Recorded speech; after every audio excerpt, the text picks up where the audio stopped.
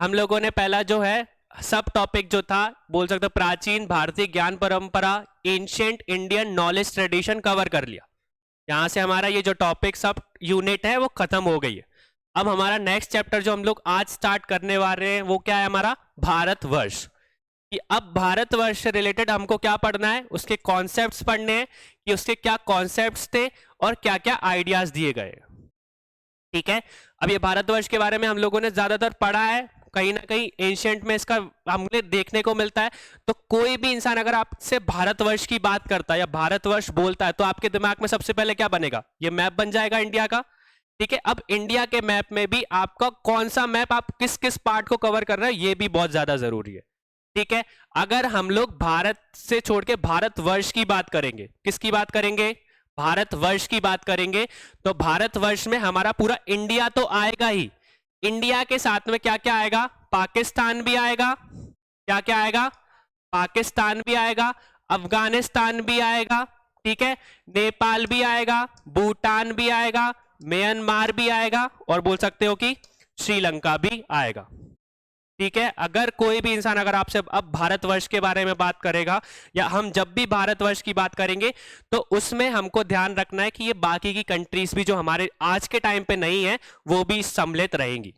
उसमें हमारा बोल सकते हो अफगानिस्तान का पार्ट भी रहेगा, पाकिस्तान का पार्ट भी रहेगा और साथ श्रीलंका भी रहेगी, म्यांमार या बर्मा भी रहेगा और नेपाल और भूटान भी रहेगा। जो हमारी सारी नेबरिंग कंट्रीज है उन सारी की सारी कंट्रीज को हम लोग क्या बोलेंगे, भारतवर्ष बोलेंगे।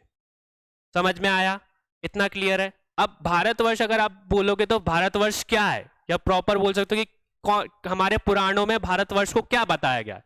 भारतवर्ष को क्या बोला गया है कि यहाँ पे क्या है, हमारा ये समुद्र है, ठीक है, तो बोला गया है कि समुद्र से उत्तर में, समुद्र के जो उत्तर में है और हिमालय के जो दक्षिण में, ठीक है, बोल सकते हो कि जो हमारा सी है, सी के नॉर्थ में और हिमालय के साउथ में जो बोल सकते हो देश है उसको क्या बोला गया है, भारतवर्ष बोला गया है। हमारे किसके हिसाब से, पुराणों के हिसाब से। विष्णु पुराण में अगर आप देखोगे तो विष्णु पुराण में क्या बताया गया है कि जो हमारा समुद्र के क्या है, उत्तर में है और जो हिमालय के क्या है, दक्षिण में, जो देश इनके बीच में है ना उसको हम लोग क्या बोलते हैं, भारतवर्ष बोलते हैं। ठीक है, अगर कोई अब भारतवर्ष की बात करेगा तो भारतवर्ष में हमको समझ में आ गया कि बेसिकली हम लोगों को किसकी बात करनी है, समुद्र की बात करनी है कि समुद्र के जो उत्तर में है, ऊपर की तरफ है, और जो हिमालय जैसे हिमालयाज है, हिमालयाज के जो क्या है दक्षिण में, उस वाले देश को जो बीच वाला पोर्शन है उसको हम लोग क्या बोलेंगे, भारतवर्ष बोलेंगे। इतना क्लियर हो गया। अब देखिए, अब भारतवर्ष की अगर आप बात करोगे तो भारतवर्ष में बोल सकते हो कि उसका मतलब कहां से लिया गया है। ठीक है, तो भारतवर्ष में बोल सकते हो कि ऐसा देश जहां पे क्या है, प्रकाश और बोल सकते हो ज्ञान की भूमि है। ठीक है, कोई भारतवर्ष की बात, वर्ष का मतलब क्या होता है, अगर वर्ष का आप देखोगे तो वर्ष का मतलब है देश, या बोल सकते हो कि भूमि। क्या मतलब है, देश या भूमि। और अगर हम किसकी बात करें, भा की बात करें तो भा मतलब कि हमारा ज्ञान और प्रकाश। और रथ का मतलब देखें तो रथ मतलब कि उसमें मतलब वो ऐसा देश जहां पे हमको प्रकाश और ज्ञान देखने को मिलता है, या बोल सकते हो कि ऐसा देश जो जो जहां की भूमि में ज्ञान है और साथ में प्रकाश है, उसको हम लोग क्या बोलते हैं, भारतवर्ष बोलते हैं। ठीक है, पुराणों में भारतवर्ष को कैसे डिफाइन करके रखा है हमने समझ लिया। अब कोई पूछे कि भारतवर्ष का क्या मतलब है तो ये भी याद रखना, बोल सकते हो कि प्रकाश यानी जो देश है उसको हम लोग क्या बोलते हैं, भारतवर्ष बोलते हैं। अगर डिस्टिंग्विश भी करना हो तो भा का मतलब क्या बताया है, ज्ञान या प्रकाश। ठीक है, रथ मतलब बोल सकते हो कि उसमें सम्मिलित है। ठीक है, और वर्ष का मतलब भूमि या ऐसा देश। ठीक है, ऐसा देश जो कि किसमें, प्रकाश और बोल सकते हो कि ज्ञान से सम्मिलित है, या उसमें हमको देखने को मिलता है ऐसे देश में। क्योंकि हमने देखा ना कि ज्यादातर जो भी फॉरेनर्स है ज्ञान के लिए या प्रकाश बोल सकते कि आत्मज्ञान के लिए किस भूमि पे आते थे, हमारे भारत में आते थे। तो पहले से ही इसका नाम बोल सकते कि भारतवर्ष ऐसे डिफाइन करके रखा है। ठीक है, अब क्या बोला उन लोगों ने कि भारतवर्ष का विचार, पहले से आइडियाज देख लेते हैं। क्या बोला है उन्होंने, पौराणिक और बोल सकते हैं पारंपरिक हिंदू साहित्य में भारत को भारत खंड कहा गया है। ठीक है, क्या कहा गया है, भारत खंड कहा गया है, जिसे भारतवर्ष या पौराणिक परंपराओं में समृद्ध राजा भरत की भूमि के रूप से जाना जाता है। ठीक है, अगर कोई भारतवर्ष की बात करें तो भारतवर्ष को भारत खंड भी बोलते हैं। ठीक है, और भारत खंड में भी हम लोग बात करें पौराणिक परंपराओं के हिसाब से, तो जो भारत नाम है, जो हमको भारत नाम मिला है, वो किसके कारण मिला है? राजा भरत के कारण। ठीक है, अब उन्होंने, अगर पुराने बोल सकते कि पुराण में देखोगे तो हमने पहली चीज क्या पढ़ी कि जो भी समुद्र के उत्तर में है, समुद्र के बोल सकते कि सी के नॉर्थ में है, और हिमालयास के साउथ में है, या बोल सकते हैं हिमालयास के दक्षिण में, उस भूमि को देश बोला गया है। और उस देश में जितनी भी संतान है उनकी, वो किसकी संतान है? भारत की संतान है। तो इस तरीके से हमारे पुराण में इस चीज को डिफाइन करके रखा है। एक राजा भरत थे, उन राजा भरत का जो देश था वो देश के बारे में बता दिया, और जो भी लोग उस देश में रहते हैं वो सारे के सारे किसकी संतान है? राजा भरत की संतान। इतना समझ में आ गया हम लोगों को? क्लियर है ये सारी चीजें? अब नेक्स्ट क्या बोल के रखा है कि कहा जाता है कि भारतवर्ष किसका हिस्सा है? जम्बू द्वीप का हिस्सा है। जम्बू द्वीप नामक एक इकाई का निर्माण करता है, जिसे तुलना करने पे 7 सेंद्रीय पौराणिक द्वीपों में से एक माना गया है। ठीक है, द्वीपों का मतलब समझ के रखा है। अगर आज की बात करोगे तो हमारे पूरे के पूरे वर्ल्ड को कितने द्वीपों में डिवाइड करके रखा है? 7। हम लोग पढ़ा है ना ये सारी चीजें। तो जो हमारी प्लेट टेक्टोनिक थ्योरी है, वो प्लेट टेक्टोनिक थ्योरी क्या बताती है कि जो पूरा वर्ल्ड है वो 7 कॉन्टिनेंट्स में अलग अलग डिवाइडेड है। ये 7 अलग अलग द्वीपों में डिवाइडेड है। पता है हमको, दक्षिण अमेरिका बोल सकते हैं, north America, south America, Asia, Europe, तो ऑस्ट्रेलिया, तो ऐसे 7 हमारे कॉन्टिनेंट्स हैं। तो इन 7 कॉन्टिनेंट्स में से हम अभी एशिया में लाया करते हैं। तो वैसे ही उस टाइम पे कितने द्वीप हुआ करते थे? 7 द्वीप हुआ करते थे। उन 7 द्वीपों में से एक द्वीप था जिसको हम क्या बोलते थे? जम्बू द्वीप बोलते थे। और जम्बू द्वीप के अंदर क्या लाया करता था? भारतवर्ष आता था। ठीक है, अगर आप भारतवर्ष की बात करोगे तो भारतवर्ष किसका हिस्सा था? जम्बू द्वीप का। किसका हिस्सा था? और जम्बू द्वीप बोल सकते हो कि सभी 7 महाद्वीपों में से एक द्वीप था। ये चीज क्लियर हो गई? ये चीज समझ में आ गई? तो हम लोगों को यहाँ पे ये समझ में आया। अब ये जम्बू द्वीप आपने वो बोल सकते हैं कि रामायण में अगर लव कुश का आपने भजन सुना होगा तो उसमें बताया गया है, क्या बोला गया है कि जम्बू द्वीपे भारत खंडे आर्यवर्ते भारतवर्षे, एक बोल सकते एक प्रख्यात नगरी थी जिसका अयोध्या नाम था। पूरा नाम बोला गया ना, पहला जम्बू द्वीप यूज करा, फिर जम्बू द्वीप के बाद भारत खंड किया, फिर आर्यवर्त किया, फिर इसके बाद भारतवर्ष किया। तो अलग अलग चीजों में डिवाइड करके रखा था। अगर आप भजनों में भी देखोगे तो उस टाइम पे जम्बू द्वीप को एक बोल सकते हो कि हिस्सा माना गया था, एक द्वीप था, उसके अंदर भारत खंड आता था, फिर उसके अंदर आर्यवर्त आता था, उसके अंदर हमारा भारतवर्ष आता था। ठीक है, इसको मैं थोड़ा अच्छे से क्लियर करूंगा। नामों का जो बोल सकते हैं कॉन्सेप्ट है कि कैसे आर्यवर्त आया, भारत खंड आया, पर अभी के लिए हम लोग क्या समझेंगे कि एक जम्बू द्वीप एक द्वीप था, महाद्वीप 7 द्वीप में से एक द्वीप था, उस द्वीप में हमारा भारतवर्ष लाया करता था। समझ में आ गया इतना हमको? ये इसमें कोई कंफ्यूजन नहीं है। ठीक है, अब इन सारी चीजों को क्या बताया गया है कि वर्तमान नामक इंडिया उत्तर पश्चिम की महानदी सिंधु से लिया गया है। ठीक है, अब इसके भी अलग अलग हमारे कॉन्सेप्ट्स हैं। अब हमको ध्यान रखना है कि हमारे भारतवर्ष को किस किस नाम से जाना जाता है। पहला भारतवर्ष है, ठीक है, फिर दूसरा भारत खंड बोल सकते हो, फिर भारत खंड के बाद इंडिया यूज किया जाता है, भारत यूज किया जाता है, और इसके बाद बोल सकते हो कि ये हिंदुस्तान यूज किया जाता है। तो ये 5 नाम जो बोल सकते हो कि मोस्ट इंपॉर्टेंट है, इनसे रिलेटेड हमको स्टोरीज भी पढ़नी है कि कैसे किसका नाम क्या पड़ा। ठीक है, पर इसमें हम लोगों को क्या बताया गया है कि वर्तमान नाम इंडिया उत्तर पश्चिम की महानदी सिंधु इंडस से लिया गया है। ठीक है, जो हिंदू नाम है, हिंदुस्तान नाम है, वो किस नदी के कारण हमको मिलता है? सिंधु नदी को कारण हमको देखने को मिलता है। अब ये मैं बाद में बताऊंगा कि किस तरीके से इसका नाम पड़ा था, पर अभी हम बस नॉर्मली मतलब एक आइडिया ले रहे हैं कि किस तरीके से ये कॉन्सेप्ट, भारतवर्ष का कॉन्सेप्ट दिया गया है। देखिए, इसके बाद क्या बताया गया? भारत के प्रारंभिक आर्य निवासी विशाल नदी को देखकर चकित रह गए थे, जिसे सिंधु कहा जाता है, जिसमें पानी का विशाल चादर है। तो जब आर्यंस हमारे इधर आए तो बड़ी सिंधु नदी को देखकर चकित रह गए, और उन लोगों ने वहीं पे अपना बसेरा बना लिया था। और बोल सकते हो कि उन्होंने सिंधु नदी का क्या मतलब बताया था कि पानी का विशाल चादर, कि जहां पे बोल सकते हो कि एक ऐसी नदी थी जहां पे बहुत बड़ी विशाल नदी थी, जो कि नदी उन्होंने कभी देखी नहीं थी। ठीक है, फिर प्राचीन भारत को भारतवर्ष के नाम से जाना जाता है। भारतवर्ष नाम जैसे पढ़ा कि इस बारे में प्राचीन भारतीय इतिहासकारियों और विद्वानों के विचार अलग अलग है।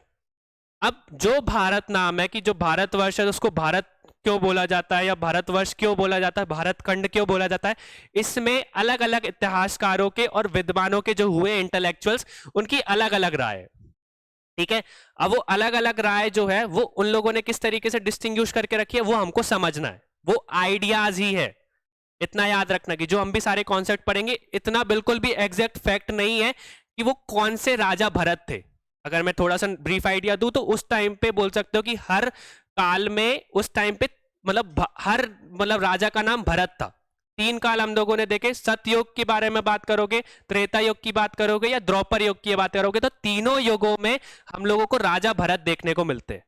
और वो राजा भरत कौन से वाले राजा भरत के नाम पे भारतवर्ष नाम पड़ा ये हमको बिल्कुल एग्जैक्ट फैक्ट नहीं पता, पर हमको आइडिया जरूर दिया गया है कि ये 3 राजा भरत थे और इनके नाम पे हमारा भारत देश हो सकता है।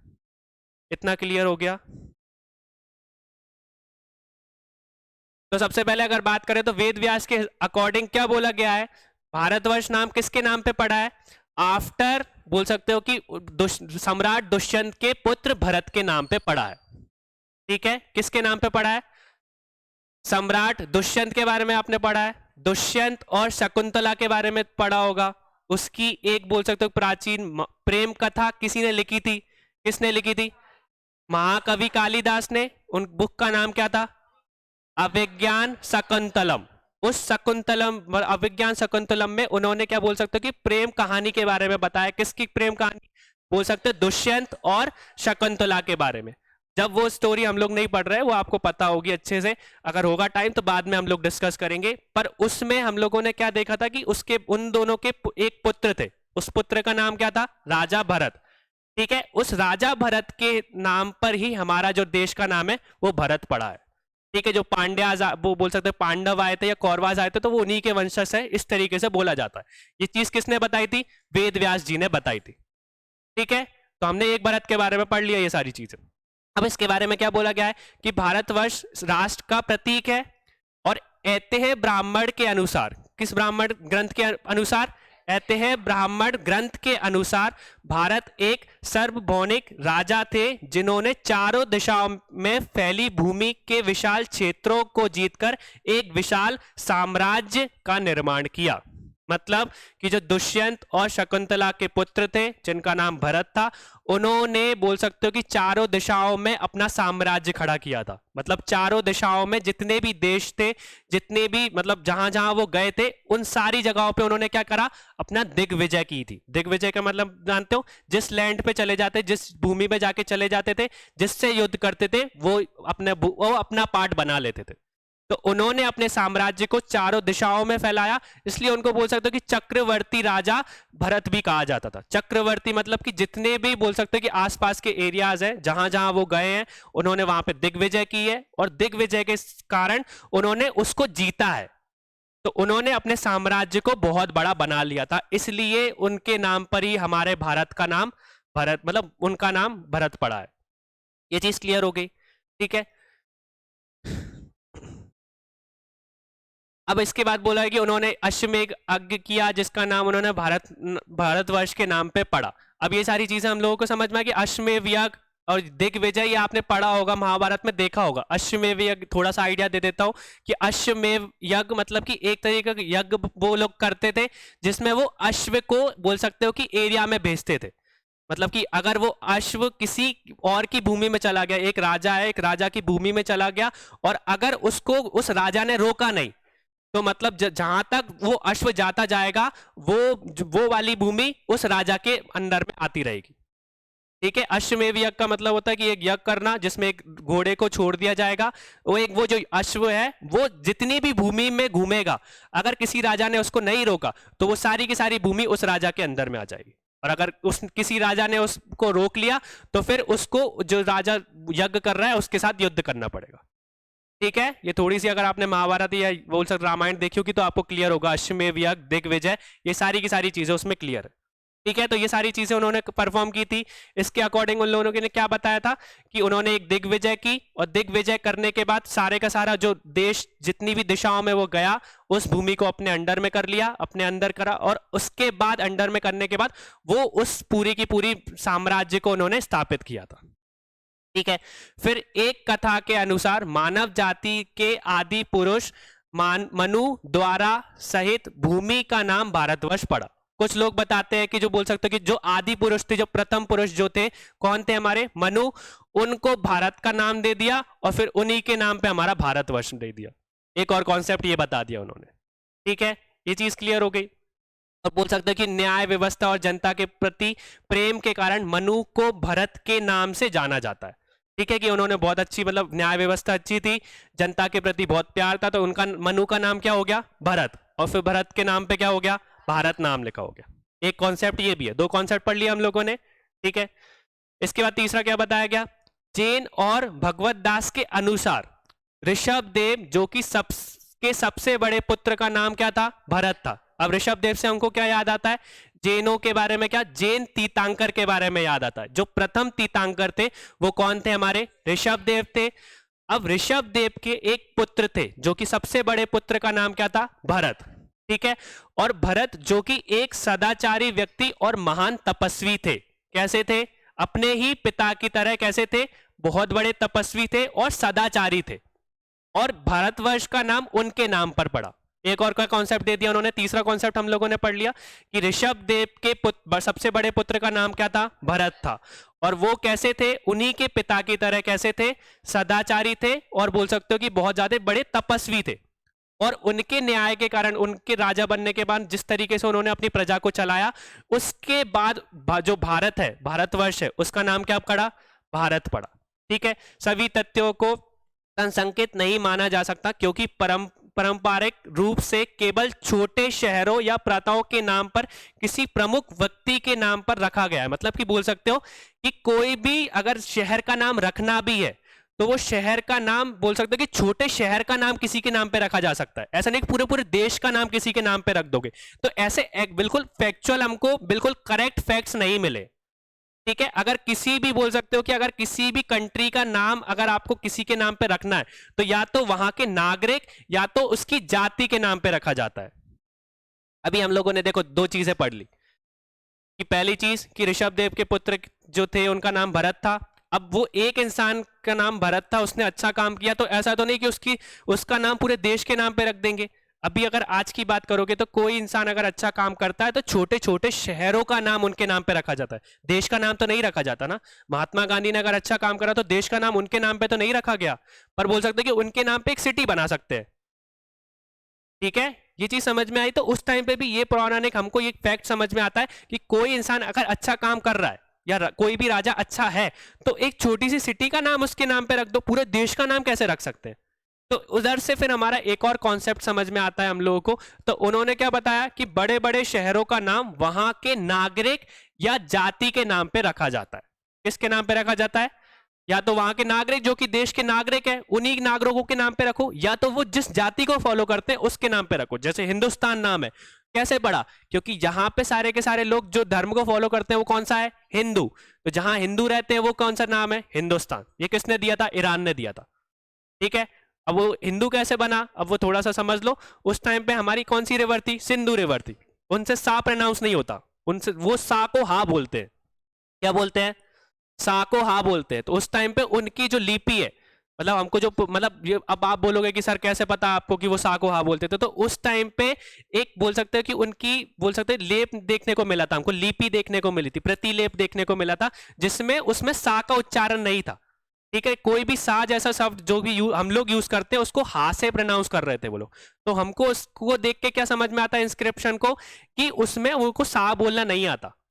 ठीक है, जैसा कि अगर आप देखोगे तो अमेरिकन एक्सेंट में हम लोग कार बोलते हैं ना, तो वो का बोलते हैं बस। क्या कहते हैं? The car is at the right place, का बोलते हैं वो लोग, कार नहीं बोलते हैं। हम लोग तो कार ही बोलते हैं ना, तो प्रोनाउंसिएशन रहता है। तो उस टाइम पे जो ईरानियों का अनुवाद था वो कैसा था? वो सा को हा बोलते थे। तो हम लोग सिंधु सिंधु सिंधु बोल रहे हैं, वो लोग बोलते थे हिंदू हिंदू हिंदू। समझ में आ गया? और हिंदू फिर इसके बाद जिस जिस देश में हिंदू लोग रहते हैं, जिस मतलब बोल सकते हो जहां पे हमारे हिंदू लोग लाया करते हैं, उस जगह का नाम उन्होंने क्या बोल दिया, हिंदुस्तान हो गया। तो यहाँ एक हमारा नाम आ गया कि हिंदुस्तान कौन बोलता था, तो ईरान बोलते थे। ईरान के लोग जो पर्शिया से लोग आए थे वो लोग सिंधु को हिंदू बोलते थे, और जो लोग हिंदू के पार इस देश में रहते थे, हिंदू सिंधु नदी है ना, उस सिंधु को क्या बोल रहे हैं वो लोग, हिंदू। और हिंदू के पार में जो नदी के पार में जो लोग रहते हैं उन लोगों को क्या बोलते हैं, मतलब वो वाला जो देश है वो हिंदुस्तान है। और वहां के सारे लोग किस धर्म को फॉलो करते हैं या कैसे है, हिंदू है। धर्म नहीं था, किस चीज को फॉलो करते, हिंदू को फॉलो करते। समझ में आ गया इतनी चीज। तो इस तरीके से हमारे जो कॉन्सेप्ट्स हैं वो जाति के नाम पे दिए गए हैं। जैसे हिंदू का हिंदुस्तान हुआ, सिंधु से हिंदू हुआ, हिंदू से हिंदुस्तान हुआ। तो उस टाइम पे भी बोल सकते हो कि एक कबीला था, ठीक है, एक कबीला था जो कि बहुत ज्यादा फेमस था उस टाइम पे। जो कबीले का नाम भी क्या था, भरत था। अगर आपने ऋग्वेद पढ़ा होगा, एंशिएंट हिस्ट्री पढ़ी होगी, तो उसमें एक बार हो सकता है कि 10 राजक, वो कहता है कि वॉर के बारे में आपने पढ़ा होगा, ठीक है। 10 राजक एक युद्ध हुआ था, उसमें क्या हुआ था, राजा बोल सकते हैं सुदास जो थे, उन्होंने 10 बड़े बड़े आर्य जो राजाओं और मतलब दोनों तरीके के राजा थे, आर्य भी थे और कोई नॉन आर्य भी थे, ऐसे 10 राजाओं से युद्ध जीता था। उस युद्ध को हम लोग क्या बोलते हैं, 10 राजक की युग मतलब युद्ध था। उस युद्ध में कौन जीता था, राजा सुदास जीते थे। और वो राजा सुदास किस ट्राइब या किस कास्ट को बिलोंग करते थे, भरत कास्ट को। तो उस टाइम पे ये चीज भी तुलना मतलब उस टाइम पे प्रचलन में आई कि उन राजा सुदास ने 10 राजाओं को हराया, और उन राजा सुदास की ट्राइब का नाम क्या था, किस जाति को बिलोंग करते थे, भारत ट्राइब। तो इतना बड़ा युद्ध, 10 राजाओं से युद्ध जीतने के बाद उनकी ट्राइब मतलब उनकी जाति के नाम पे भारत का नाम क्या बना, भारतवर्ष पड़ा। आइडिया समझ में आ गए, हम लोगों ने क्लियर कर ली ये सारी चीजें कि क्या बताया। सबसे पहली चीज की शकुंतला, और बोल सकते हो कि दुष्यंत के पुत्र का नाम भी भरत था, तो उसके नाम पे भारतवर्ष पड़ सकता है, बोल सकते हो। फिर मनु के बारे में पढ़ा, मनु का जो बोल सकते हो आदि पुरुष थे, सॉरी, उनके नाम पर उनके बोल सकते हो उनने अच्छा न्याय पालन किया तो उनका नाम भरत रख दिया, और फिर भरत के बाद भारतवर्ष हो गया। फिर तीसरी चीज हमने ऋषभ देव के बारे में पढ़ा, जो कि प्रथम तीर्थंकर थे। उन प्रथम तीर्थंकर के पुत्र का नाम भी क्या था, ठीक है, तो उसके नाम पर भी हो सकता है कि भरत लिखा हो सकता है, मतलब भारतवर्ष हो सकता है। फिर इसके बाद हम लोगों ने देखा कि कोई इंसान है तो छोटे छोटे शहरों का नाम या छोटे छोटे गांव का नाम किसी के नाम पे रख सकते हैं, देश का नाम तो नहीं रख सकते। तो उस टाइम पे फिर बोल सकते कि एक और चीज हमारे आइडिया हमारे दिमाग में आया कि एक राजा सुदास थे जिन्होंने 10 राजाओं को एक साथ हराया था, तो उनकी जाति का नाम भी क्या था, भरत था। तो उनके नाम पे भी बोल सकते हैं कि भारतवर्ष का नाम भारतवर्ष पड़ा है। ये सारे के सारे क्या है, हमारे आइडियाज है। कोई भी ऐसा बोल सकते हैं कि बिल्कुल मैं हाथ रख दूं कि सर ये वाला आइडियाज पक्का है, कि सर ये वाला ही ये आइडिया है, ये उसमें दिया है। तो अलग अलग पुराणों में अलग अलग चीजें बताई गई है। जैन साहित्य में अगर आप देखोगे तो ऋषभ देव वाली स्टोरी चलेगी, अगर आप हमारे पुराण के हिसाब से देखोगे तो वेद व्यास जी की स्टोरी चलेगी, जो शकुंतला और दुष्यंत वाला आपका वो बताएगा। और कोई अगर आप ट्राइबल एरियाज में या भरत कास्ट के बारे में बात करोगे तो वो हमारे सुदास के बारे में बताएंगे। तो ये हमारे सारे क्या है, अलग अलग आइडियाज है। समझ में आ गया हम लोगों को, यहाँ पे किसी को क्लियर मतलब कोई दिक्कत है, ठीक है। तो ये सारी चीजें हम लोगों ने यहाँ पे कवर की। सबसे पहले हमने आइडिया के बारे में समझ लिया कि भारतवर्ष के बारे में अगर आप देखोगे तो सबसे पहले भारतवर्ष का नाम आप लोगे तो सबसे पहले हमारे दिमाग में क्या बनेगी, भारत की इमेज बन जाएगी। उस भारत की इमेज में हमको सारी की सारी चीजें देखनी है कि कौन कौन सी कंट्रीज लाए करती हैं, कौन कौन सी कंट्रीज लाए नहीं करती, ठीक है। फिर इसके बाद हमने सारे के सारे भारतवर्ष का मतलब समझा। फिर भारतवर्ष के मतलब के बाद हमने सारे आइडियाज को लेके चले कि भारतवर्ष का नाम भरत के नाम पर क्यों लिखा गया।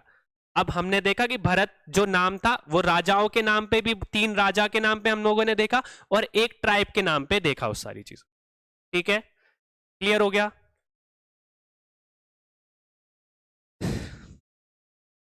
अब देखो क्लासिकल भारतवर्ष का अर्थ अवधारणा पर शास्त्रीय दृष्टिकोण की, classical views on the concept of Bharatvarsh क्या क्या है। तो भारतवर्ष के बारे में बात करोगे तो ये हम लोगों ने पढ़ लिया है। अब देखो यहाँ पे मेन चीज हम लोग यहाँ पे समझने की कोशिश करते हैं कि सबसे पहले जो भारतवर्ष है कॉन्सेप्ट लेके आते हैं, तो भारतवर्ष किसका हिस्सा है, जम्बू द्वीप का हिस्सा है। किसका हिस्सा है, अब वो जम्बू द्वीप का जो हिस्सा है वो सारे के सारे 7 कॉन्टिनेंट्स में डिवाइड है। 7 कॉन्टिनेंट्स में एक जम्बू द्वीप था, उस जम्बू द्वीप का नाम क्या था, जम्बूद्वीप में एक क्षेत्र था जिसका नाम क्या था, भारतवर्ष। इतना हमको समझ में आया। अब इसका जो बोल सकते हो कि इसका प्रमाण है वो हमको किस में मिलता है, एक बौद्धिक बोल सकते हो कि साहित्य में देखने को मिलता है, या बौद्धिक साक्ष्य जो हमको मिले हैं उस टाइम पे हमको क्या पता चला है कि थर्ड सेंचुरी के पास में एक बोल सकते हो कि थर्ड सेंचुरी के पास एक बोल सकते हो कि एक साक्ष्य मिला बौद्ध में। उसमें हमको क्या जानने को मिला कि एक जम्बूद्वीप था, और उस जम्बूद्वीप के अंदर एक क्षेत्र था जिसका नाम क्या था, भारतवर्ष था। ठीक है, अब वो थर्ड सेंचुरी की हम जब बात कर रहे हैं तो वो थर्ड सेंचुरी में कौन सा एम्पायर ज्यादा रूल कर रहा था, या किस वंश के लोग वहां पे राज कर रहे थे, मौर्य राज के। ठीक है, तो उस टाइम पे हम लोगों ने देखा कि जो चंद्रगुप्त मौर्य थे उन्होंने अपने साम्राज्य का बोल सकते हो अपने साम्राज्य को बढ़ाया था। तो अब जब हम देखेंगे तो मौर्यन एम्पायर की बात करोगे तो मौर्यन में पूरा का पूरा भारत खंड तो पूरा का पूरा कवर होगा ही, साथ में हमारा पाकिस्तान भी आ जाएगा, बोल सकते हैं अफगानिस्तान भी आ जाएगा। बस साउथ में थोड़ा सा दक्षिण में आप देखोगे तो चेरा और चोरा वाला जो एरिया छोड़ दो तो पूरे के पूरे भारतवर्ष पे वही रूल कर रहे थे। और अगर उनकी बात करोगे, अगर उन्होंने कोई चीज कही है तो हम लोग सत्य ही मानेंगे ना। तो उससे हमको समझ में आता है कि जो भारतवर्ष है वो जम्बूद्वीप का एक हिस्सा है। किसका हिस्सा है, जम्बूद्वीप का हमको हिस्सा देखने को मिला। ये सारी चीजें हमको किससे क्लियर हुई, हमारे भारतवर्ष में। अब वो जो आप बोल सकते हो कि बौद्धिक साक्ष्य के कारण जो हमको देखने को मिला, जो कि किस टाइम पीरियड को बिलोंग करता था, चंद्रगुप्त मौर्य को। ठीक है, अब जब बोलोगे कि आप चंद्रगुप्त मौर्य की बात करोगे तो चंद्रगुप्त मौर्य ने अपना जो राज्य था वो बहुत बड़ा स्थापित किया था। और उसके साथ में मतलब ये चीज भी हमारी क्लियर हो गई थी कि जब 7 द्वीपों की बात हो रही है कि जम्बूद्वीप एक हिस्सा है, ये सारी चीजें हम लोगों ने की, तो वो जो जम्बूद्वीप एक हिस्सा है, ये सारी चीजें हमारे इतिहासकारियों ने या जोग्राफर्स ने या इंटेलेक्चुअल्स ने जब बता दी थी जब सिकंदर हमारे देश में आने की सोच रहा था। ठीक है, अब ये कोई चीज आप बोलोगे कि सर हमको कैसे पता कि 7 कॉन्टिनेंट्स थे, तो 7 कॉन्टिनेंट्स जब क्लियर हुए जब सिकंदर हमारे देश में आया, या सिकंदर ने पूरे के पूरे वर्ल्ड को अपना कब्जा करने की कोशिश की थी ना। सिकंदर या अलेक्जेंडर के बारे में हमने जो पढ़ा है, तो जब अलेक्जेंडर पूरी की पूरी दुनिया को अपने कब्जे में करने की कोशिश कर रहा था, जब उसने बताया था कि हमारे जो पूरा वर्ल्ड है वो 7 भागों में डिवाइडेड है, पर उससे पहले हम लोगों को पता था कि जो पूरा का पूरा जो वो दुनिया है या बोल सकते पृथ्वी है वो 7 भाग में डिवाइडेड है। ठीक है, अब जब अलेक्जेंडर ने यहाँ पे आने की कोशिश की, यहाँ पे हारा, फिर इसके बाद उसके जो बोल सकते हो कि निकोलस सेलुलस ने भी यहाँ पे कोशिश की, तो सेलुलस जब यहाँ पे जीत नहीं पाया तो उसने वो चंद्रगुप्त मौर्य ने जीतने के बाद मैट्रिमोनियल अलायंसेस बनाए थे। हेलेना को यहाँ पर लेके आया था। ठीक है, हेलेना के साथ उन्होंने शादी की थी। तो जब हेलेना के साथ शादी की तो पर्शिया से लोगों का आना स्टार्ट हो गया था। क्या आना स्टार्ट हो गया था, पर्शिया से वहां के जो लोग थे वो यहाँ पे आना स्टार्ट हो गया। अब पर्शिया से जब लोग यहाँ पे आएंगे तो वो सिंधु नदी को देखेंगे ना, और सिंधु नदी के बाद फिर वो आगे की तरफ भारतवर्ष की तरफ बढ़ेंगे, तो फिर वहां से हमारा जो नाम था वो आना स्टार्ट हो गया। वो लोग यहाँ पे आए, वो क्या कहते हैं हेलेना आई, हेलेना के साथ मेगास्थनीज भी आया था। मेगास्थनीज किस तरीके से आया था, एक ट्रांसलेटर के रूप में।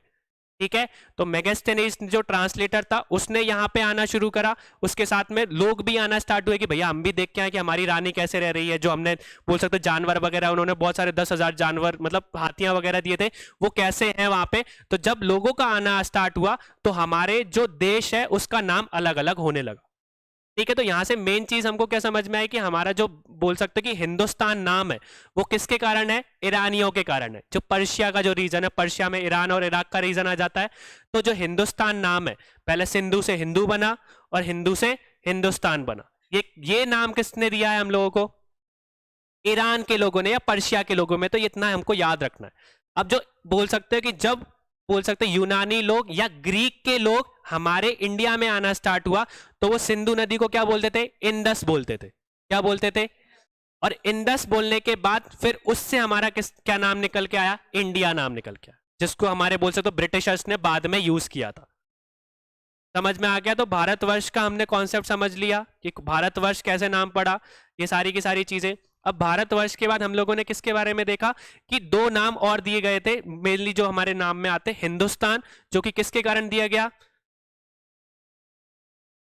हिंदुस्तान ईरानियों के कारण, जो पर्शिया से लोग आए थे उनके कारण। अब उसकी स्टोरी भी मैंने बता दी, कैसी बताई कि जो चंद्रगुप्त मौर्य ने मैट्रिमोनियल अलायंसेस बनाए थे, मतलब कि बाहर की देशों से शादी करना स्टार्ट किया था। तो हेलेना जब हमारे देश में आई तो उनके साथ में मेगास्थनीज भी आए थे, और साथ में फिर लोगों का आना जाना स्टार्ट हो गया था। क्योंकि पहले के लोग क्या सोचते थे, उस टाइम पे सेलुलस सोचता था कि इसको हरा देना, मतलब कि हम हिंदुस्तान को जीत सकते हैं, पर वो नहीं जीत पाए थे चंद्रगुप्त के टाइम पे। वो बोल सकता है कि भैया इनसे रिश्ते बना लो तो ही बढ़िया है। तो रिश्ते बनाना स्टार्ट करा, तो जब रिश्ते बनाए तो लोगों का आना जाना स्टार्ट हो गया, और आना जाना स्टार्ट हुआ तो उस टाइम पे जब वो जो हिंदुस्तान नाम है वो उभर के आया था। ठीक है, दो चीज। और फिर तीसरी चीज कि जब यूनानी लोग या ग्रीक के लोग हमारे इंडिया में आना स्टार्ट हुए उसके साथ में, तो वहां से हमारा क्या नाम बना, वो पहले सिंधु नदी को इंडस बोलते थे, और इंडस के बाद फिर क्या बोलने स्टार्ट हो गया, इंडियन स्टार्ट हो गया, जो कि बाद में जिनने ब्रिटिशर्स ने या अंग्रेजों ने हमको बोलना स्टार्ट करा था। ये सारे नाम क्लियर हो गए हम लोगों को। अब कोई भी क्वेश्चन आता है, अब यहां से क्वेश्चन कैसे बन सकते हैं कि जो ग्रीक्स थे वो भारत को या भारतवर्ष को किस नाम से जानते थे, तो आपको पता होना चाहिए इंडिया, इंडियन के नाम से या इंडिया के नाम से जानते थे। या अगर ईरानी लोगों की बात कर दे या पर्शिया या इराक के लोगों की बात करें तो वो भारतवर्ष को किस नाम से जानते थे, हिंदुस्तान के नाम से जानते थे। ठीक है, और भारतवर्ष से हमने रिलेटेड क्वेश्चंस पढ़ लिए, ये चीज क्लियर हो गई। यहां से हमारे सारे कॉन्सेप्ट्स क्लियर हो गए।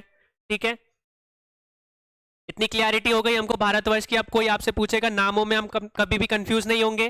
भारतवर्ष की स्टोरी हमारी क्लियर हो गई कि राजा भरत के नाम पे दिया गया था, हिंदुस्तान वाली स्टोरी क्लियर हो गई, और साथ में इंडिया वाली भी कवर हो गई। अब कुछ और नाम भी हैं, वो कल के सेशन में, मतलब मैं अभी कंक्लूड नहीं कर रहा हूं उस चीज को, पर यहां पे अभी मैं सिंपल रख रहा हूं चीजों को। जब आपको ये वाला आज का सेशन खत्म हो जाएगा ना, तो मैं थोड़ा सा और आगे लेके चलूंगा डीप में, पर अभी ये 3 नामों को जरूर इंपॉर्टेंटली हम लोगों को देखना है। ठीक है, अब देखो यहाँ पे, अब उन्होंने क्या बोला, भरत ऋग्वेद में वर्णित एक सामान्य और प्राचीन जनजाति थे। विशेष रूप से भरत विश्वामित्र के मंडल 3 मंडल में और मंडल 7 में कहा गया है कि 10 राजाओं की लड़ाई में भरत विजयी थे। ठीक है, इतनी हमको समझ में आ गया। अब इसमें आया कि the Hindu tradition Bharat had 3 incarnation, one in each of the three yugas of our time cycles. मतलब कि हमने 3 भरत के बारे में पढ़ा। अब यहाँ पे हम 3 भरत की स्टोरीज को अच्छे से क्लियर कर लेते हैं कि कौन सा भरत किस युग में लाया करते थे, कौन से राजा भरत की हम लोग बात कर रहे हैं, यहां से हम लोग उस चीज की स्टोरी को आगे बढ़ाते हैं। ठीक है, हमने सारी की सारी स्टोरीज कवर कर ली है। हम लोगों ने जाति के बारे में भी पढ़ लिया। ठीक है, और इंसानों के नाम के बारे में पढ़ा कि राजा भरत 3 राजाओं का नाम भरत था। ठीक है, अब देखो स्टोरी। अब उन्होंने इतना बताया कि पहले 3 युग या समय चक्रों में प्रत्येक में एक राजा भरत रहे हैं। इतना याद रखना कि जितने भी युग हुए हैं ना, 3 युग, हमारे कलयुग को छोड़ दो, बाकी की जो 3 युग है ना, हर युग में एक राजा भरत हुए हैं। इतना हमको याद रखना है। ठीक है, अब किसके नाम पे भारतवर्ष पड़ा ये हमको बिल्कुल एक्चुअल में बिल्कुल पता नहीं है, पर हम लोग थोड़ा सा उनके बारे में समझ लेते हैं कि कौन कौन सी चीजें उनके बारे में बताई गई है। तो सबसे पहले हम राजा भरत की बात करते हैं, जो कि किस युग में बिलोंग करते थे, सतयुग में बिलोंग करते थे। ठीक है, कौन से युग में बिलोंग करते थे, सतयुग में बिलोंग करते थे।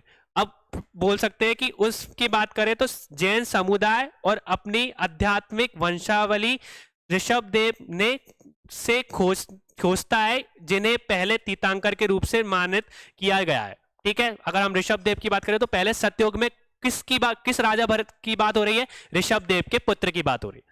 ऋषभदेव कौन थे, हमारे प्रथम तीर्थंकर थे। तो जैन साहित्य के हिसाब से जो पहले तीर्थंकर ऋषभदेव थे, उनके पुत्र का नाम भी क्या था, भरत था। और वो भरत किस युग में बिलोंग करते थे, सतयुग में बिलोंग करते। समझ में आ गया, सबसे पहले सतयुग आ जाएगा। तो सतयुग में ऋषभदेव के पुत्र का नाम क्या था। ठीक है, उन्हें बोल सकते कि आदिनाथ भी बोला जाता है। अब ये चीज हम तीर्थंकर में भी पढ़ेंगे, पर तब समझ लो कि जो ऋषभदेव थे उनको क्या बोला जाता है, आदिनाथ। आदिनाथ मतलब फर्स्ट लॉर्ड। फर्स्ट लॉर्ड मतलब कि पहले तीर्थंकर थे, वो पहले भगवान थे कि जिन्होंने बोल सकते कि जैन साहित्य को आगे बढ़ाने की कोशिश की थी। ठीक है, आदिनाथ के नाम से जाना जाता है, और वे हिंदू परंपरा में सबसे प्रमुख योगी शिव के पर्यायवाची हैं। अगर आप बोलोगे कि दोनों चीजों को कंपेयर करोगे तो जैन साहित्य में ऋषभदेव जैन तीर्थंकर है, और हिंदू साहित्य में बोल सकते कि वो प्राचीन मतलब शिव के बोल सकते पर्यायवाची है, क्योंकि जिस मुद्रा में हमको देखने को मिले वो बोल सकते कि शिव की भी मुद्रा है, जिस आसन में योगी के रूप में हमको देखने को मिला। अब देखो, अब ये सारी प्रमाण हमको किस में देखने को मिलते हैं, एक जैन सेना बोल सकते हो कि एक नाम के बोल सकते हो कि दिगंबर जैन के एक बड़े महाराज थे, ठीक है। उनकी एक किताब थी जिसका नाम क्या था, आदि पुराण। उसमें उन्होंने क्या बताया कि इतिहास में एक साथ 3 महान घटनाएं घटी थी। हम किसकी बात कर रहे हैं, याद रखना कि पहले ऋषभदेव मतलब जैन साहित्य की बात कर रहे हैं। तो जैन साहित्य में सबसे पहले हमारे दिगंबर जैन के सबसे मतलब उस टाइम के एक महाराज थे जिनका नाम क्या था, जैन सेना। जैन सेना ने अपनी एक किताब थी या बोल सकते हो कि एक रचना थी, उस रचना का नाम क्या था, आदि पुराण। उस आदि पुराण में उन्होंने जैन साहित्य में बताया कि एक साथ कितनी घटनाएं घटी थी, 3 घटनाएं। कैसी घटना, सबसे पहली घटना में क्या हुआ कि जो हमारे ऋषभदेव थे उनको क्या प्राप्त हुआ, ज्ञान प्राप्त हो गया, ठीक है। दूसरी चीज, उनके जो पुत्र थे भरत, उनका बोल सकते हो कि सॉरी जो उनके पुत्र थे भरत, उन्होंने क्या उन बोल सकते कि वो कैसे राजा बने, चक्रवर्ती राजा बने। कैसे राजा बने सबसे पहले, फिर इसके बाद उनके पुत्र जो थे वो कैसे बने, चक्रवर्ती सम्राट घोषित हुए। क्या घोषित हुए, ठीक है। ये वाला जो बोल सकते हो कि फैक्ट है ये एक्चुअल नहीं है कि उन्होंने क्या बताया इसमें कि इसके जो पुत्र भरत थे उनके जो बोल सकते हो कि वो शस्त्र घर जो था वहां पे एक चक्र मिला था तो उनका नाम चक्रवर्ती हो गया। ऐसा ये कॉन्सेप्ट बिल्कुल मेरे को एक्चुअल फैक्चुअल नहीं लगता, इसलिए मैंने इसको हटा दिया, ठीक है। तो हमको पहली चीज की 3 घटनाएं घटी थी। पहली चीज कि ऋषभदेव को ज्ञान प्राप्त हो गया था, ठीक है, आत्मज्ञान मिल गया था। दूसरा, उनके जो पुत्र थे उनको चक्रवर्ती सम्राट घोषित कर दिया गया था। चक्रवर्ती मतलब कि ये वाला वो कॉन्सेप्ट नहीं है कि उनके घर में वो जो शास्त्र घर है उसमें उनको चक्र मिल गया तो वो चक्रवर्ती हो गए, ऐसा नहीं है। चक्रवर्ती मतलब कि उन्होंने अपने चारों दिशाओं में जितने भी मतलब राज्य थे उनको जीत लिया था, ठीक है, इसलिए उनका नाम चक्रवर्ती सम्राट घोषित हुआ। 2 घटनाएं हो गई। और तीसरी चीज कि उनके एक पुत्र का जन्म भी हुआ।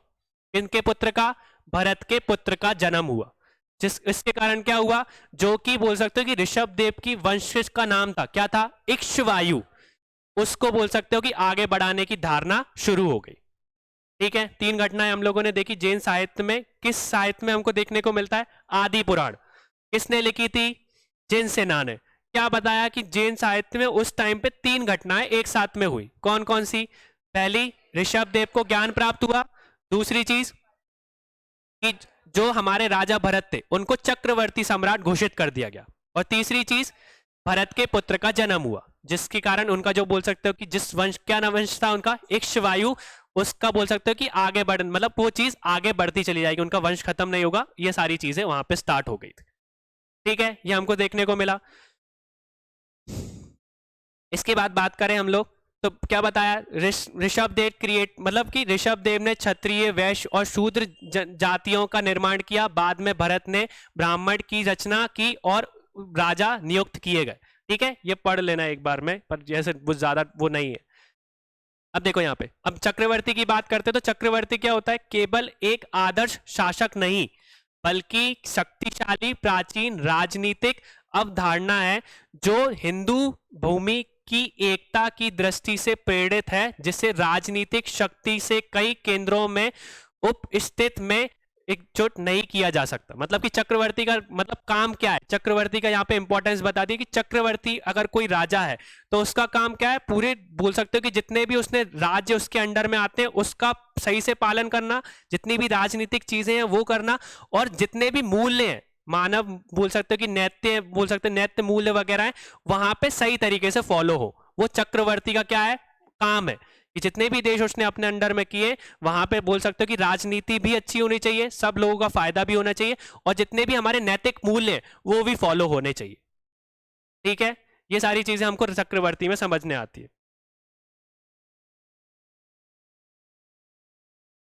अब देखो, अब हम ऋषभदेव की बात करी, ऋषभदेव के पुत्र जो थे वो हमारे पहले सतयुग में हमारे कवर हो गए। अब दूसरे राजा भरत की बात करें तो वो किस वो युग में बिलोंग करते थे, वो हमारा था त्रेता युग, जो कि बोल सकते हैं कि हमारे मतलब श्री राम का जो युग था, ठीक है।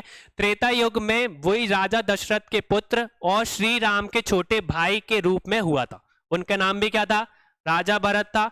अब राजा भरत किसकी मूर्ति थे उस टाइम पे, अगर आप देखोगे तो प्रेम, भक्ति और भाईचारों के गुणों से मतलब उनका आदर्श था। अगर आज के टाइम पे भी आप भाईचारे की बात करोगे या बोल सकते हो कि भक्ति की बात करोगे तो राजा भरत का नाम आता है, ठीक है, क्योंकि भरत मिलाप आप देखोगे तो ये सारी चीजें हम लोग अभी भी राजा भरत को करते, क्योंकि वो इतने आदर्शवादी थे, क्योंकि उन्होंने सबसे पहली चीज अपनी प्रेम की, मतलब बोल सकते हो एक आदर्श थे प्रेम के लिए, एक भाईचारे का भी आदर्श थे, कि अगर कोई बोलता है कि आज किस तरीके का भाई होना चाहिए तो भरत की तरह होना चाहिए। तो हमको समझ में आया, तो दूसरे जो राजा भरत थे वो किस युग को बिलोंग करते थे? त्रेता युग। और वो किसके भाई थे? राजा श्री, मतलब श्री राम के भाई के नाम से वो बताया था। अब वो किस चीज के लिए फेमस थे? प्रेम, भक्ति और भाईचारों से। और उनने सबसे पहली चीज क्या बनाई थी? भरत को श्री राम के बाद धर्म और आदर्शवाद का प्रतीक भी माना जाता है। ठीक है, और आज तक पारिवारिक मूल्य, सत्य, धर्मता, पुत्रवधु, कर्तव्य के पालन के लिए उनका सम्मान किया जाता है। ठीक है, ये सारी चीजें हमको समझ में आई। और मेन चीज उन लोगों की क्या है कि हिंदू, हमारे बोल सकते हो कि मूल्यों के हिसाब से, कि हिंदू लोग मतलब हमारा क्या मेन मूल्य है, ये हमारे राजा भरत ने हमको बताया था, कि उन्होंने अपने राज्य का क्या कर दिया था? त्याग कर दिया था। ये चीज हम लोगों को सबसे ज्यादा इंपॉर्टेंट है, कि जो उस टाइम पे हमारा जो हिंदू धर्म है वो किस चीज को मतलब महत्वता देता है? हमेशा हमारे परिवार को। तो उन्होंने हमेशा अपने परिवार को महत्व दिया था, कि अगर मेरे से ज्येष्ठ, अगर मेरे श्री राम मतलब भाई श्री राम है तो वो ही राजा बनेंगे। ठीक है, तो जब भी अगर वो चले गए थे वनवास के लिए भी, तो भी उन्होंने राज्य को बोल सकते कि अपने आप को राजा नहीं घोषित किया था। बस उन्होंने एक तरीके से राज्य का सेवक बनने की कोशिश की थी, कि जब 14 साल के बाद राजा श्री राम वापस आएंगे, श्री राम, तो वो अपनी गद्दी पे बैठ जाएंगे और वो शासन करेंगे। तो हमारे ये हिंदू मतलब नैतिक मूल्य में सबसे बड़ा मूल्य था जो कि भरत ने हमको बताया था। इसलिए आज के टाइम पे भी हम उनको आदर्शवादी मानते हैं और भाईचारे, प्रेम और भक्ति का एक प्रतीक मानते हैं। इसलिए बोल सकते हैं कि उनके नाम पे भी भारतवर्ष नाम रखा गया होगा। समझ में आ गया? ये चीजें क्लियर हो गई हम लोगों को। तो हम लोगों ने दो के बारे में पढ़ा। अब वो याद रखना कि पहले जो ऋषभ देव के पुत्र थे वो सतयुग में को बिलोंग करते थे। दूसरे जो राजा भरत, जो कि श्री राम के पुत्र, वो भाई थे और दशरथ के पुत्र थे, वो हमारे त्रेता युग को बिलोंग करते थे। अब हमारा कौन सा बचा? द्रौपद युग। तो द्रौपद युग की बात करोगे तो द्रौपद युग में हमारे बोल सकते हैं कि एक राजा वो दुष्यंत थे, और दुष्यंत और बोल सकते हैं शकुंतला के एक पुत्र हुए थे जिसका नाम क्या था? राजा भरत। ठीक है, अब इसकी स्टोरी अगर थोड़ी सी देखनी है तो वो बेसिक देख सकते हो कि उन जो दुष्यंत थे उन्होंने शकुंतला को एक अंगूठी दी थी। ठीक है, अंगूठी दी थी कि बेसिकली कि उन्होंने शादी कर ली है, ये उनका प्रतीक है। पर गलती से उनकी वो अंगूठी खो जाती है। तो जब वो जाती है राजा के पास कि भैया वो कि मैं रानी हूं, या एक तरीके से ये चीज बताने, तो उस टाइम पे वो मना कर देते हैं। क्या मतलब क्या सबूत है? तो वो सबूत अगर उनके पास में नहीं था तो उनको धिक्कार दिया जाता था। फिर वो जब वो जंगल में गई तो एक पुत्र को जन्म दिया जिसका नाम भरत था। फिर थोड़े सदियों के बाद उनको वो अंगूठी मिल गई, थोड़े वर्षों के बाद, तो वो अंगूठी उनको दिखाई, तो वो चीज उनको प्रेम वापस याद आ गया था। तो उन्होंने भरत को अपना लिया था और उनके बाद उनको राजा बना दिया था। और फिर उनके मतलब कि दुष्यंत के बाद जब वो राजा भरत ने सिंहासन संभाला तो वो बहुत बड़े मतलब राजा बने। उन्होंने बहुत अच्छे तरीके से शासन किया। शासन करने के साथ उन्होंने पूरे के पूरे आसपास का जो मतलब देश थे उसको जीत लिया। ठीक है, चक्रवर्ती बन गए। बोल सकते हो कि बहुत सारे यज्ञ उन्होंने बनाए। उन ये सारे के सारे मतलब उनका जो न्याय सिस्टम था वो बहुत ही अच्छा था। इसलिए उनका नाम जो था, बोल सकते हो कि भारतवर्ष का नाम किसके नाम पे पड़ा? हमारा भारतवर्ष के नाम पे। ये चीज क्लियर हो गई। हमारे कॉन्सेप्ट हम लोगों ने पढ़ लिए। ठीक है, ये चीज हम लोगों को क्लियर हुई। अब कल का जो सेशन रहेगा बेसिकली थोड़ा सा मैं इसको थोड़ा सा मतलब जो बोल सकते हैं कि भारतवर्ष के और नाम है ना, उन नाम से मैं मतलब बोल सकता हूँ कि और बता दूंगा। अभी ये 3 नाम हम लोगों ने देखे, भारतवर्ष के बारे में समझा और भारतवर्ष की तीनों स्टोरी हमने समझ ली। भारतवर्ष में 3 राजा भरत हुए थे और तीनों भरत अलग अलग युग में थे, और अलग अलग युग में होने के बाद ये हमको समझ में आया। फिर हमने हिंदुस्तान के बारे में भी समझ लिया और साथ में इंडिया के बारे में भी समझ लिया। अब जो 2-4 नाम और हैं बस मैं थोड़ा सा ब्रीफ में बता दूंगा जो एग्जाम प्रोस्पेक्टिव से पूछे जा सकते हैं। ठीक है, ये चीज क्लियर हुई। अब इतना सा इसमें ये भी याद रखना कि ये जो बात कर रहे हैं हम लोग किसकी? द्रौपद युग की बात कर रहे हैं। तो अभिज्ञान जो शकुंतलम है वो तो कालिदास के कारण हमको इनकी स्टोरी समझ में आती है। पर ऐसा कौन सा साहित्य है जिसमें हमको इसकी मतलब कि जो बोल सकते हैं शकुंतला और बोल सकते हो कि जो राजा दुष्यंत की प्रेम कहानी के बारे में मतलब देखने को मिलता है या सुनने को मिलता है? ऐसा कौन सा साहित्य है? ये तो कालिदास के कारण बाद में हुआ। पहले जब द्रौपद युग था तो द्रौपद युग में इसकी वर्णना बोल सकते कि इसको किसमें लिखा गया था? अभिलेख किसमें देखने को मिला है? तो महाभारत में देखने को मिला है। ये चीज याद आना, वेद व्यास ने बताया था ना, हमने स्टार्टिंग में पढ़ा था कि वेद व्यास ने बताया था कि राजा दुष्यंत और शकुंतला के एक पुत्र थे जिनका नाम भरत था, जिनके नाम पे रखा। तो वेद व्यास जी ने क्या लिखी है? महाभारत। तो महाभारत में भी इसका उल्लेख है, पर फेमस बाद में किस कारण हुआ? कालिदास जी के कारण, जिन्होंने अभिज्ञान संतुलम एक पूरा प्ले उसके बारे में लिखा था। ठीक है, यहां से हमारे लगभग ज्यादातर क्वेश्चंस कवर हो चुके हैं। ठीक है, हमने आइडियाज अच्छे से पढ़ लिया है, कॉन्सेप्ट्स अच्छे से पढ़ लिए हैं, हम लोगों ने थोड़ा प्रोनाउंसिएशन देख रहा है। अब कल के सेशन में हम लोग थोड़ा सा इसको आगे लेके चलेंगे और देशों के नाम देखेंगे कि भारतवर्ष को और भाग हैं, भारतवर्ष के बोल सकते हो कि 5 पार्ट्स हैं। ठीक है, उस 5 पार्ट्स में से क्या बोला जाता है, मतलब भारतवर्ष वर्ष के जो भी भिन्न भिन्न वो बोल सकते हो कि भाग है, उन भाग का नाम क्या है। ठीक है, जैसे मध्य देश है, बोल सकते ब्रह्म देश है, इसके बारे में हम थोड़ा सा पढ़ेंगे। अगर आपको मिले तो वो चीज पढ़ के जरूर आना। ठीक है, स्लाइड में। ठीक है, थैंक यू।